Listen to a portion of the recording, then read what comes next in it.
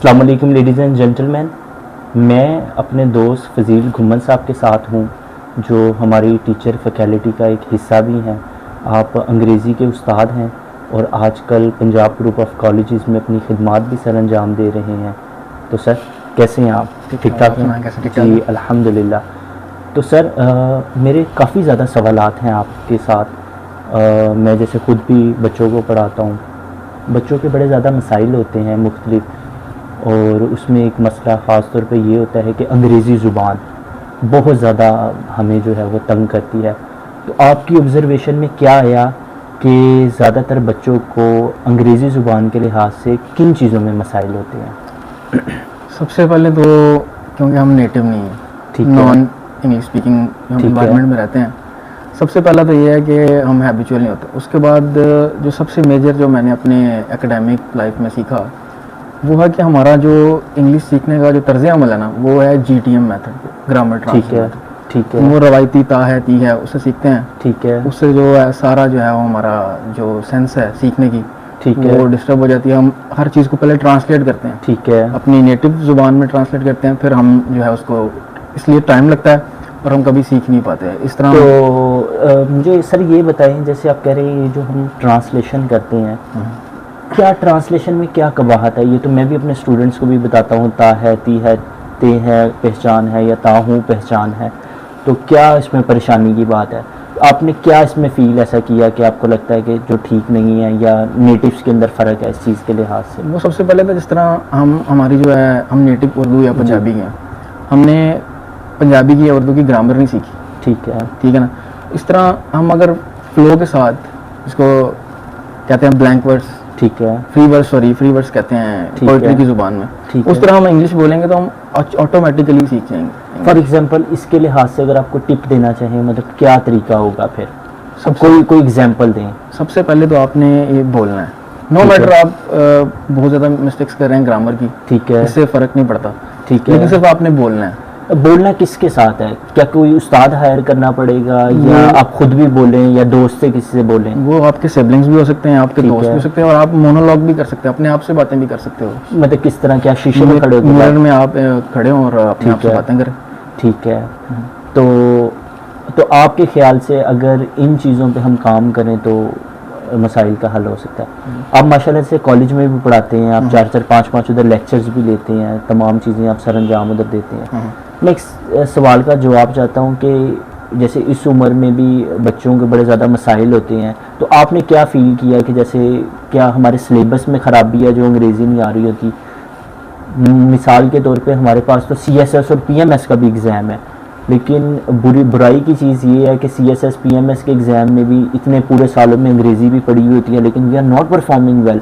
Our teachers even they are speaking in the front of the student, but they are not performing as the criteria of the English should be. और इसकी example मैं दे दूँगा, जैसा A level O levels के बच्चे होते हैं, ठीक है सर, वो जो ग्रामर जो ट्रांसलेशन मेथड है उसको फॉलो नहीं करते, वो डायरेक्ट मेथड करते हैं। डायरेक्ट मेथड ये है कि आप जो है वो बोलें, ठीक है, नो मैटर आप वो ता है ती है, जो हम उर्दू बोल रहे हैं, उर्दू में हम क्या बोल रहे हैं, कहाँ पे ता लगाना है, कहाँ पे ता लगाना है, ऑटोमेटिकली हमारे इननेट एबिलिटी है कि हम जो है उसमें समझ जाते हैं। मेरा आपसे सवाल है, मैं जैसे फॉर एग्जांपल स्टूडेंट को बताता हूँ, क्योंकि दफ़ा वो खुद ही डिमांड करते हैं कि सर हमें समझा दें, क्योंकि हमारा एजुकेशन सिस्टम ही एक शुरू से इस तरह बिल्डअप किया गया होता है। मेरे 2 सवाल हैं, मैं दोनों सवालों को अलग अलग करता हूँ। पहले मेरा ये सवाल है कि आप जैसे ये चीज़ें फरमा रहे हैं, तो आपने अपनी स्ट्रेटजी के अंदर क्या बेहतरी की इस लिहाज से? मैं सबसे पहले तो बच्चों को जो है वो क्वेश्चन करता हूँ, वो पॉलिटिक्स का हो सकता है, रिलीजन का हो सकता है, फिलोसफी का हो सकता है, जो मर्जी हो उनकी अंडरस्टैंड कर सकें वो बच्चे, ठीक है, उसी ग्रास रूट लेवल पे, जो ग्रास रूट लेवल पे उनको उनकी डेली लाइफ के बारे में पूछता हूँ कि आपने कल क्या किया, उसको आपने बताना है, और ये टेंस किस में होगा, पास्ट इंडेफिनिट में, आप ठीक है पास्ट में आप जो है वो सारा बताएंगे, ठीक है। इस तरह वो ता है ती है को बोलते हैं, वो बताते हैं कि जो हम पास्ट में किया ना उसमें हमने जो है वो पास्ट यूज करना है। तो आप क्या समझते हैं ये करने की वजह से आपने अपने स्टूडेंट्स के अंदर जो उनकी पुरानी रवायाती तालीम थी उसको ओवरहाल कर दिया? तो सम एक्सटेंड मैं कह सकता हूँ कि थोड़ा सा हुए हैं, थोड़ा सा ओवरकम किया। तो आपने with the passage of time को टीचिंग के अंदर भी इस लिहाज से एक्सपीरियंस देखा है कि हमारे रवायती अंग्रेज़ी के साथ में क्या चीज़ थी जो नहीं होनी चाहिए थी? क्योंकि फ्लॉस तो है ना एजुकेशन सिस्टम के अंदर। बिल्कुल, इसका यह है कि हम इनोवेटिव अप्रोच जो है वो नहीं ले रहे। मुझे याद है कि हम स्कूल में पढ़ते थे, तो हमारे एक टीचर थे, वो विल और आई के साथ शेल लगाते थे, और एक बच्चे ने कह दिया कि सर अब वो एब्सोल्यूट हो चुका है, अब नहीं विल लगता है। बिल्कुल ठीक है। तो वो जो है उस पर वो बरहम हो गए कि हमारे जो है वो साजा ने हमें यही सिखाया, मतलब वो रवायात से हट नहीं रहे। तो मेरे ख्याल से ये जो रिजिडिटी पाई जाती है हमारे सिस्टम के अंदर, ये भी खराबी का बायस है कि असातिज़ा कराम ये कबूल करने के लिए तैयार। मैं मतलब एक मिसाल देता हूँ, थोड़े दिन कबल मैं जैसे CSS के बच्चों को भी पढ़ाता हूँ, मैं जनरल साइंस एंड एबिलिटी एक बच्ची को पढ़ा रहा था, तो मैंने उसमें ये कहा कि जो इलेक्ट्रॉन, प्रोटॉन, न्यूट्रॉन, आपने भी साइंस पढ़ी है, तो मैं इसलिए हाथ से बता रहा था, तो मैंने उसमें एक गलती कर दी। एंड माई बिफोर कि मेरा स्टूडेंट मेरी रेक्टिफिकेशन करता, मुझे भी समझ आ गई थी कि मेरी मुंह से जो अल्फाज की अदायगी नहीं, स्लिप ऑफ द टंग हो जाती है, कि दफ़ा नहीं पता लगता। And she correcting, I was very happy at that time. मैंने कहा कोई मसला नहीं है, ये वाली चीज़ें हैं, इंसानों को भूल भी जाती हैं, इंसान रिवाइज भी कर लेता है। तो मेरे ख्याल से शायद आने वाली नई जनरेशन शायद इस लिहाज से अच्छी नहीं है प्रीवियस जनरेशन के एतबार से। जी मेरे ख्याल से तो बहुत अच्छी है, क्योंकि ये एक्सेप्टेबिलिटी बहुत ज़्यादा है इस जनरेशन में। ठीक है। तो क्योंकि इंग्लिश जो एक लैंग्वेज है वो डायनामिक है, इवॉल्व हो रही है। ठीक है। ग्रेजुअली, इस तरह पंजाबी लैंग्वेज आप 1000 साल पहले की या 100 साल पहले की पंजाबी देखें तो वो डिफरेंट। अब शेक्सपियरियन की इंग्लिश, शेक्सपियरियन लैंग्वेज जो है वो आपने शायद पढ़ी हो। जी, तो वो एंटायरली डिफरेंट है आज की इंग्लिश से। आज की इंग्लिश से वो दो का भी इस्तेमाल करते हैं यू के लिए, और मुख्तलिफ अल्फाज का इस्तेमाल करते हैं जो आज के ज़माने में नज़र नहीं आता। जैसे मैं बच्चों को बताता हूँ कि शेल का अगर आपने इस्तेमाल करना है तो वो शायद लॉ की टर्म्स में इस्तेमाल हो रहा होगा कि ये लॉ यहाँ इम्प्लीमेंट हो रहा है, या किसी इंग्लैंड के देहाती इलाके में इस्तेमाल हो रहा होगा, लेकिन अभी तक मतलब ये एब्सोल्यूट हो चुका। अच्छा, दूसरा मेरा सवाल ये था, जैसे आपने ये सारी चीज़ें बयान की हैं, इंग्लिश के लिहाज से हमें पता लग गया, लेकिन ओवरऑल सिलेबस के लिहाज से भी तो हमारा मसला है ना, जो हमें ओवरहाल करना चाहिए, जो हमें जिसकी तरफ गौर व फिक्र तदब्बुर करना चाहिए। जो मैंने इसमें थोड़ा सा किया, जो कंटेम्पलेशन है मेरी, वो यही है कि हम कॉलोनियल माइंडसेट में रह रहे हैं। कॉलोनियल माइंडसेट से मुराद ये है कि जो अंग्रेज़ आए, उन्होंने यहाँ हुक्मरानी की, और हमारा उनका माइंडसेट जो था वो इधर रह गया, और हमने ये सोच लिया कि हम जो हैं एक नवाब किस्म के लोग हैं, ऐसे हम हर चीज़ करेंगे और अपनी मर्जी से करेंगे, मतलब ये कॉलोनियल माइंडसेट। गोरा कम्प्लेक्स में आ गए, गोरा कम्प्लेक्स हो गया, ठीक हो गया।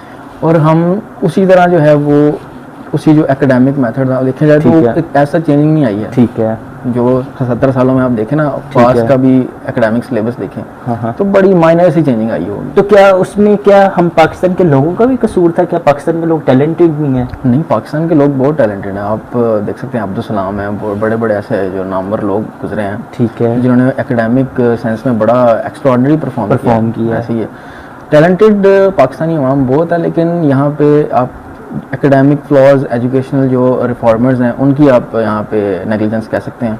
रिफॉर्मर्स को आपके ख्याल से क्या करना चाहिए? ये ओवरऑल बेसिक लेवल पे अगर आप सिस्टम की दुरुस्तगी चाहते हैं तो आप क्या समझते हैं पाकिस्तान के अंदर क्या जो चीज़ें हैं वो बड़ी ज़रूरी हैं, जो वक्त की ज़रूरी हैं? सबसे पहले तो हमें कंटेम्प्रेरी होना पड़ेगा, क्योंकि ज़माने के एतबार से हमें चलना पड़ेगा।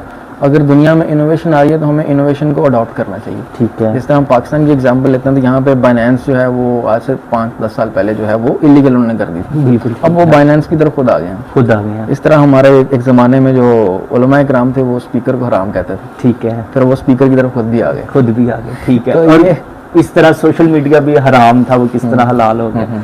चलें, ये इसके साथ साथ गुफ्तगू है, इस पे भी हम किसी दिन इंशाल्लाह बैठ के हम और तज़किरा करेंगे। अभी ज़रा एजुकेशन से रिलेटेड है हमारा सारा कंटेंट।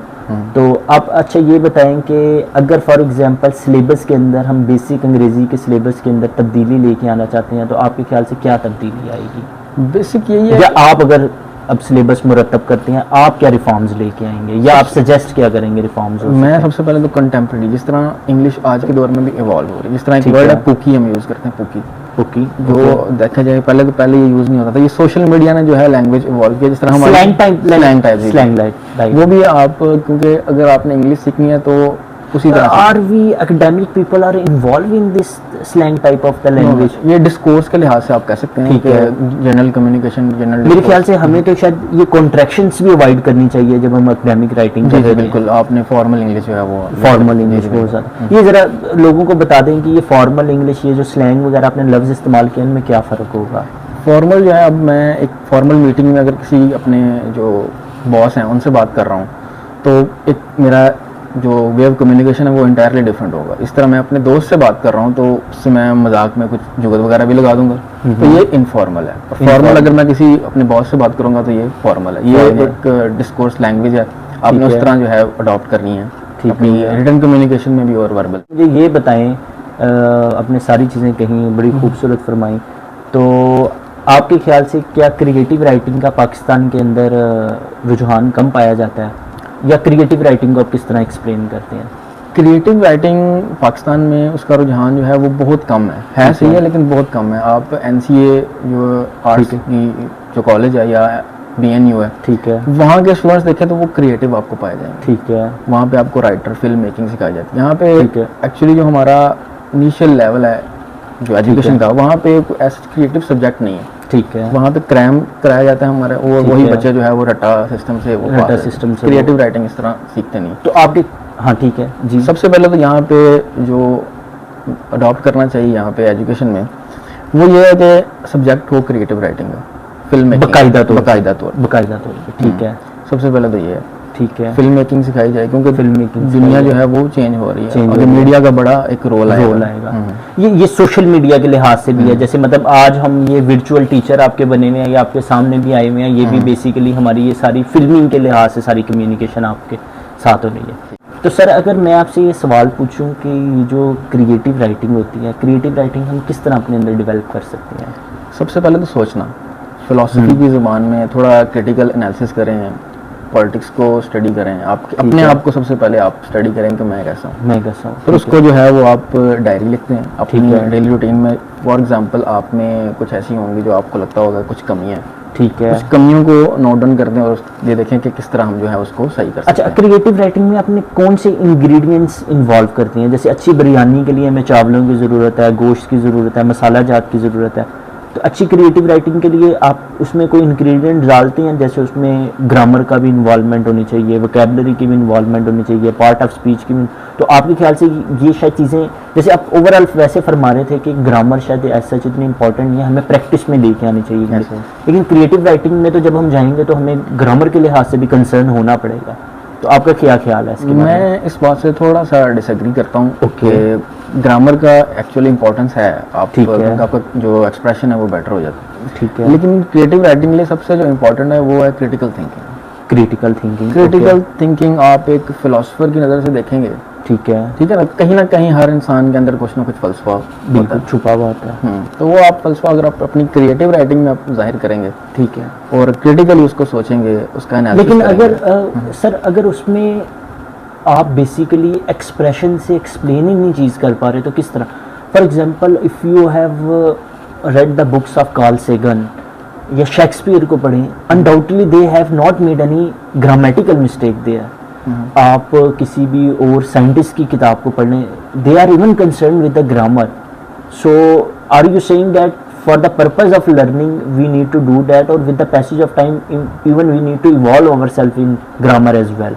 जी बिल्कुल, इवॉल्व जो है, जिस तरह आज के दौर में आप देखा जाए तो इंग्लिश फिर इवॉल्व होती जा रही है, ठीक है। तो जो अब मैं देख रहा था इंग्लिश क्रिकेट टीम का एक फेसबुक पेज है, वहाँ पे उन्होंने डायरेक्टली ग्रामर की मिस्टेक की हुई थी। ओके, क्योंकि उनका जो है वो प्राइमरी जो है वो फोकस ग्रामर पे नहीं है, क्योंकि लैंग्वेज का जो प्राइमरी आपको जो मकसद है वो यही है कि आप अपनी जो है वो लेकिन मेरा आपसे सवाल है, चाहे हम नेटिव स्पीकर भी हो, एक मिसाल है उर्दू की, हम चाहे ग्रामर को ना भी फॉलो कर रहे हो, तो हम कोई काम अगर हमने अभी प्रेजेंट में किया, हम पास में तो नहीं कहते ना मैं रहा हूँगा, तो प्रेजेंट में ही कहते हैं ना। तो ये प्रैक्टिस है, ये हमने अपनी माँ के पेट से थोड़ी सीखा है, ठीक है, ये तो एक्चुअली हमारे अंदर इननेट पावर है, ठीक है, अल्लाह की तरफ से, अल्लाह ताला ने, ठीक है। क्यों आप बोलते जाएंगे। अब ऐसे आपको बहुत से लोग मिलेंगे जो मैट्रिक में उनकी क्वालिफिकेशन या ग्रामर की अलिफ बे भी नहीं आती, ठीक है, और 10 साल 20 साल वो यूके में रह जाते हैं और वो ऑटोमेटिकली ग्रामर सही बोल रहे होते हैं, इंग्लिश सही बोल रहे होते हैं, इसी तरह ठीक हो गया। और ये सबसे इम्पोर्टेंट जो मैंने इसमें ऑब्जर्व किया वो लिसनिंग। आप BBC CNN जो है न्यूज़ सुने, इंग्लिश मूवीज देखें, तो ऑटोमेटिकली आपकी ग्रामर जो है वो ठीक है। एट द लास्ट अगर आप बच्चों को कुछ मुफीद ऐसी टिप्स देना चाहें, जैसे आप पेपर्स वगैरह भी काफ़ी चेक करते हैं बच्चों के, सुबह से लेकर शाम तक भी आपको एक बड़ा क्रिटिकल एक लेस एज होती है, जिस एज में आप पढ़ा रहे होते हैं, वो यंगस्टर होते हैं, उस टाइम लड़ते भी हैं, झगड़ते भी हैं, मोहब्बत में भी बड़ी आगे होते हैं। तो आपकी बच्चों को क्या एडवाइस होगी, किस तरह अपने आप को संभालें, क्योंकि you know that the second year, the first year this class, they are very vulnerable for the student, so how you say that कि we need to work on the psychology of these peoples? सबसे पहले तो मैं यही suggest करूँगा parents को, student से पहले तो पेरेंट्स को, कि पेरेंट्स जो हैं वो अपने बच्चों को थोड़े से एथिक्स दिखाएं। ठीक है, बेसिक एथिक्स, क्योंकि वो एज ऐसी होती है टीनेज वाली, वहाँ पे हर बंदा ही थोड़ा थोड़ा शरारतें कर रहा ठीक होता है, तो एक लिमिट में रहा है कि अगर शरारतें करते हैं तो वो अच्छे भी लगते हैं, टीचर भी इंजॉय करता है, enjoy करता है, enjoy ठीक करता है, वो एज अ फन आ जाता है, एक ठीक है। ह्यूमर में आ जाता है, तो वो तो ठीक है। लेकिन अगर लिमिट क्रॉस करेंगे तो फिर तो टीचर